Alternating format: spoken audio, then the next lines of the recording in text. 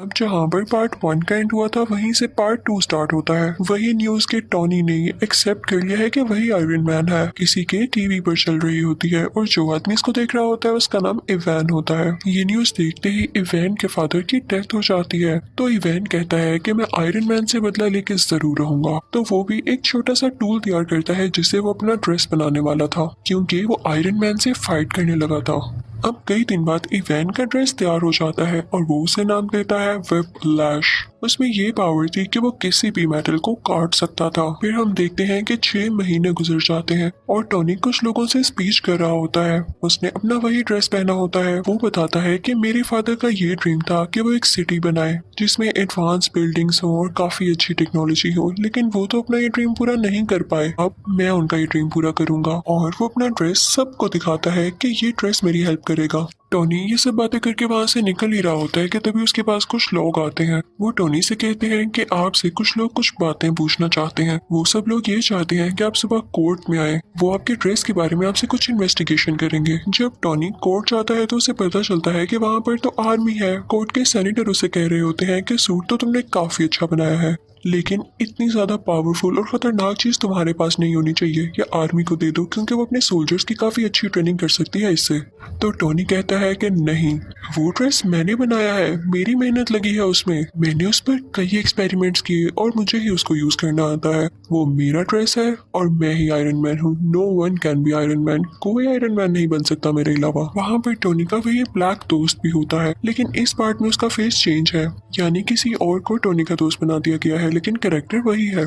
वो भी सेम बात कहता है कि मुझे ये कहना पड़ रहा है कि ये ड्रेस वाकई बहुत डेंजरस है और ये आर्मी के पास होना चाहिए, लेकिन फिर भी टोनी नहीं मानता। फिर वहाँ पर एक वेपन एक्सपर्ट भी आता है जो कि सेम बात बोलता है, लेकिन टोनी कहता है कि मैं तुम लोगों में से किसी की बात नहीं सुनने वाला। टोनी उन सब से कहता है कि मैं जानता हूँ आप लोगों को ऐसा करने के लिए किसने कहा है।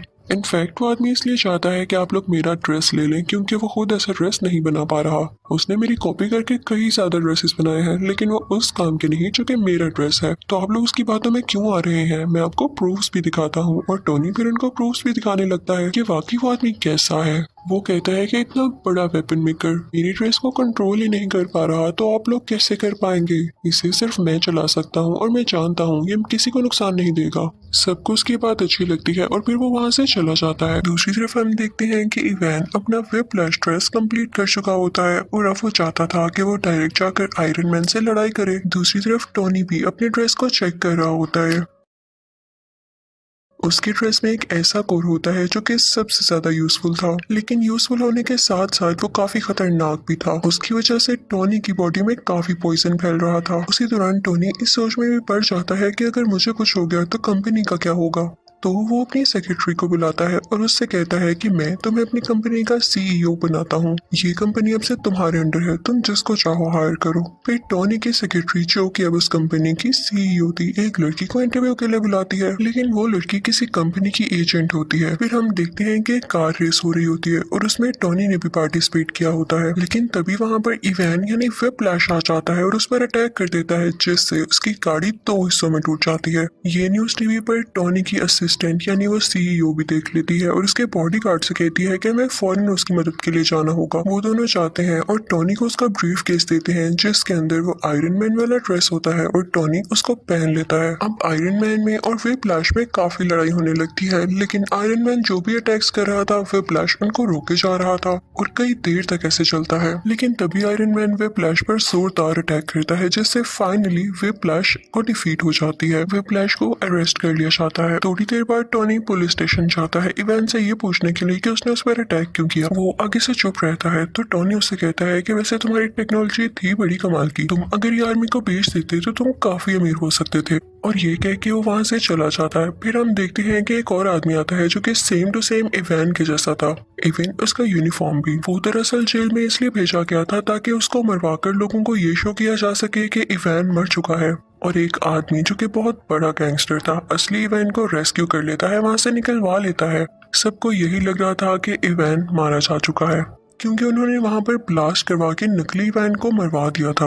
वो गैंगस्टर किसी इंडस्ट्री का ओनर था और टोनी का सबसे बड़ा दुश्मन था। वो ये चाहता था कि वो भी आयरन मैन के ड्रेस की तरह कई ज्यादा ड्रेसेस बनाए और पूरी आर्मी बनाए उनसे। उसने इवैन को भी इसीलिए छुड़वाया था। दूसरी तरफ टोनी के ड्रेस का वो कोड उसे काफी सता रहा होता है। वो उसकी चेस्ट में मुसलसल पॉइजन पहुंचा रहा था, जिससे उसे फील हो रहा था कि अगर उसने कुछ न किया जल्द तो वो मारा जाएगा। लेकिन इस बात की फिक्र ना करते हुए वो अपनी बर्थडे पार्टी रखता है और उसमें डांस कर रहा होता है कि तभी उसका वो ब्लैक फ्रेंड आता है और उसे कहता है कि आर्मी का ऑर्डर है कि कल तुम्हें या तुम्हारे ड्रेस को उनके सामने लाया जाए। वो आदमी भी टोनी से अब तंग आ चुका था। वो कहता है कि तुम अपना ड्रेस पहन के पार्टी कर रहे हो, तुम जानते भी हो कि कितना खतरनाक है। लेकिन टोनी उसकी बात नहीं सुनता, तो वो भी टोनी का पुराना ड्रेस पहन कर आ जाता है और उन दोनों में अब काफी ज्यादा फाइट होती है। दोनों ने ही आयरन के ड्रेसेस पहने रखे थे और दोनों चाहते थे कि किसी न किसी तरह एक दूसरे को हरा दें ताकि पहला जीत जाए।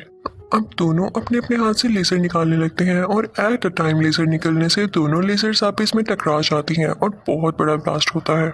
जहाँ पर ब्लास्ट होता है और टोनी की बर्थडे पार्टी हो रही होती है वो जगह कोई और नहीं बल्कि टोनी की कंपनी होती है। अब वहाँ से टोनी का पुराना ड्रेस लेके वो ब्लैक फ्रेंड तो चला जाता है, लेकिन टोनी वहीं पर नशे की हालत में होता है। फिर हम देखते हैं कि एक आंख वाला आदमी टोनी के पास आता है और उससे कहता है कि तुम्हारे फादर क्या क्या करना चाहते थे और तुम क्या कर रहे हो, तुम नशा करके इधर उधर फिरते रहते हो। तो टोनी कहता है कि अपनी जुबान बंद रखो, तुम होते कौन हो ऐसे बोलने वाले। तो वो आदमी कहता है मैं तुम्हारे बारे में सब कुछ जानता हूँ। वो लड़की जो तुम्हारी कंपनी में इंटरव्यू देने आई थी वो कोई और नहीं बल्कि मेरी ही सीक्रेट एजेंट है और तुम्हारी सारी बातें सारी रिपोर्ट से मुझे देती रही है। फिर वो आदमी ये भी कहता है कि मैं ये नहीं चाहता कि तुम्हारा कोई नुकसान हो,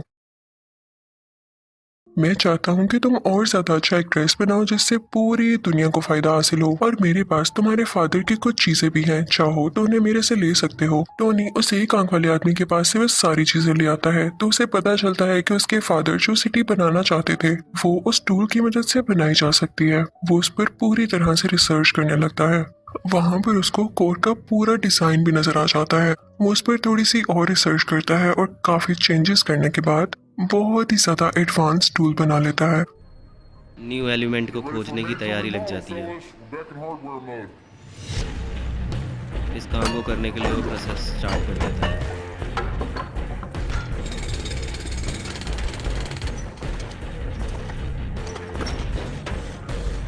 ज़्यादा तोड़ाफोड़ी होने लग जाती है।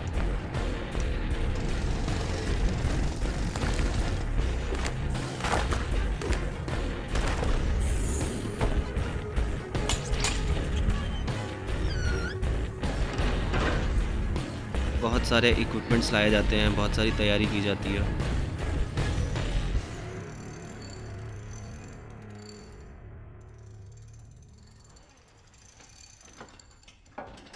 इतने में ये सब काम चल रहा होता है, इतने में शील्ड का ऑफिसर भी है वहीं आ जाता है। Heard you broke the perimeter. Yeah. That was like 3 years ago. Where you been? I was doing some stuff. Yeah, well, me too, and it worked. Hey, I'm playing for the home team, Coulson. You and all your fabulous furry freak brothers. Now you gotta let me work or break my balls. What's this doing here? That's it. Bring this to me. उन्हीं को support के लिए shield देता है। Lift the coil. Go, go.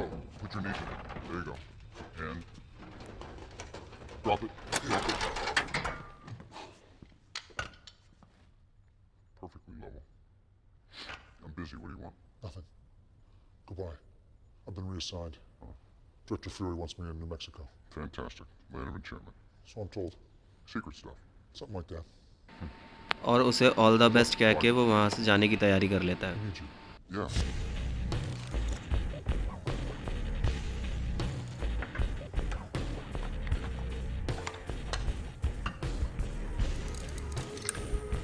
अपने काम में लगा रहता है उस एलिमेंट की खोज में।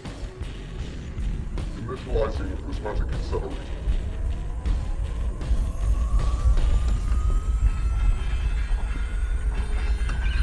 Approaching maximum power.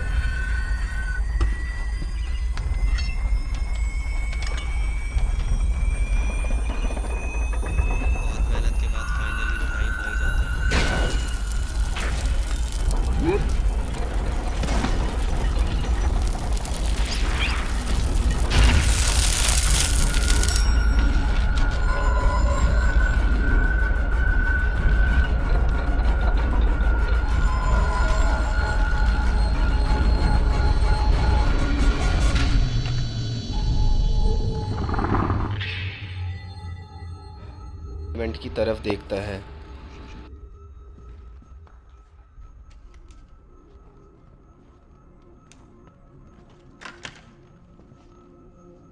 फिर वो एलिमेंट तैयार हो जाता है।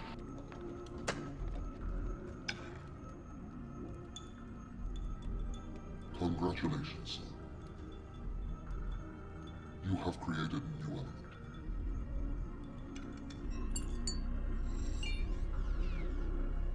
उस रिएक्टर को सपोर्ट कर लेती है। Sir, the reactor has accepted the modified core.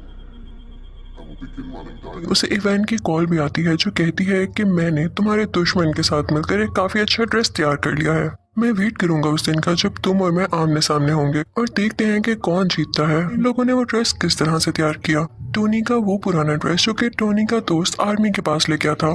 उस ड्रेस में इवान ने और टोनी के दुश्मन ने कुछ चेंजेस किए और उसको और ज्यादा एडवांस बना दिया कुछ टेक्नोलॉजीज की मदद से, जो कि बहुत सारी वॉर्स लड़ सकता था और फाइट कर सकता था। अब दूसरी तरफ टोनी का दुश्मन लोगों से स्पीच कर रहा होता है कि मैंने आयरन सोल्जर्स बनाए हैं क्योंकि अब आयरन आर्मी का दौर है। दूसरी तरफ टोनी को भी पता चल जाता है कि इवान किसी के साथ सच्चा नहीं है, तो वो जाता है अपने उसी दुश्मन के पास, उसी इंडस्ट्री के ओनर के पास, और उसे जाके कहता है कि इवान तुम्हारे साथ धोखा करेगा, वो तुम्हारी सारी आर्मी को अपने कब्जे में कर लेगा और वो सिटी पर अटैक कर देंगी। और ऐसे ही होता है। इवान देखते ही देखते सब सूट्स को अपने काबू में कर लेता है और उस वॉर मशीन को भी, जो कि इन लोगों ने नई टेक्नोलॉजीज के साथ तैयार की थी। वही ड्रेस जो कि टोनी का पुराना ड्रेस था। टोनी उस इंडस्ट्री के ओनर से कहता है कि मैंने कहा था ना, जाओ अब अपने सोल्जर्स को कंट्रोल करो, लेकिन अब बहुत देर हो चुकी थी। तो वो सीक्रेट एजेंट वहां पर पहुंचती है जहां पर इवान इन सारे आयरन सोल्जर्स को कंट्रोल कर रहा होता है, लेकिन वो सारे के सारे अपना कंट्रोल खो चुके थे। तभी वहां पर आता है टोनी जो कि अब आयरन मैन बन चुका था। वो आते ही अपनी पावर्स का यूज करता है और सारे आयरन सोल्जर्स को मार गिराता है, लेकिन तभी उसके सामने आ जाता है व्हिप्लैश जो कि ज्यादा स्ट्रॉन्ग हो गया था अपने उसी ड्रेस में। टोनी यानी आयरन मैन उस पर अटैक करने लगता है, लेकिन अब उस पर कुछ असर नहीं हो रहा था क्योंकि व्हिप्लैश अब काफी स्ट्रॉन्ग हो चुका था और अब वो जानता था कि आयरन मैन का मुकाबला कैसे करना है। तभी टोनी को याद आता है कि जब उसकी और उसके ब्लैक फ्रेंड की लेजर आपस में टकराई थी तो बहुत बड़ा ब्लास्ट हुआ था। वो अपने उस फ्रेंड से कहता है कि हम वो एक्सपेरिमेंट दोबारा से करते हैं। अब वो दोनों ऐसे ही करते हैं और वहां पे काफी बड़ा ब्लास्ट होता है। व्हिप्लैश वहीं पर मारा जाता है। अब अगले सीन में हम देखते हैं कि टोनी के पास वही एक आंख वाला आदमी आता है और उससे कहता है कि मैं तुम्हें गुड न्यूज दूं, तुम्हारा जो आयरन मैन वाला ड्रेस है उसको एवेंजर्स ने अप्रूव कर लिया है, यानी अब वो एवेंजर्स टीम में यूज होगा। लेकिन आई एम सॉरी, तुम उसके लिए सिलेक्ट नहीं हुए, तुम्हें सिर्फ पीछे से काम करना होगा। तो टोनी कहता है कोई मसला नहीं, आई एम एक्सेप्टिंग, लेकिन मुझे इस बात का क्रेडिट चाहिए। फिर अगले सीन में हम देखते हैं कि कोर्ट के सेनेटर टोनी यानी आयरन मैन को और उसके ब्लैक फ्रेंड को मेडल देते हैं और उनसे कहते हैं कि थैंक यू, आपने पूरी दुनिया को बचा लिया। और इसी के साथ आयरन मैन पार्ट 2 यहीं खत्म हो जाता है। तो अब बारी है